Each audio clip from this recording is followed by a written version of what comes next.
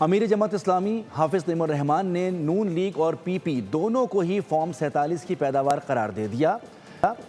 کہا کہ آزاد کشمیر میں بلاول بھٹو اور مریم نواز ایک دوسرے کا پول کھول رہے ہیں، خود تسلیم کر رہے ہیں کہ نون لیگ صرف 17 سیٹیں جیتی، کراچی میں پیپلز پارٹی کو 7 سیٹیں کیسے ملی؟ بلاول بھٹو اپنے فارم 45 سامنے لائیں تو سچ ظاہر ہو جائے گا۔ ایم کیو ایم ایک بھی پولنگ اسٹیشن سے نہیں جیتی لیکن اسے 15 سیٹیں دی گئیں۔ یہ بتا رہے ہیں کہ دونوں ہی فارم 47 کی پیداوار ہیں۔ آزاد جموں و کشمیر میں اس وقت جو بلاول اور مریم نواز صاحبہ جب یہ ایک دوسرے کا پول کھولتے ہیں تو سچ بولتے ہیں۔ نون لیگ تو سب کو معلوم ہے کہ 17 سیٹیں بھی لوگ خود ہی بتا دیتے ہیں کہ ہم جیتے، کوئی کہہ دیتا ہے کہ وہ جیتے ہوئے، لیکن وہ کون سی 17 سیٹیں جیتے ہیں یہ بھی نہیں پتا کسی کو۔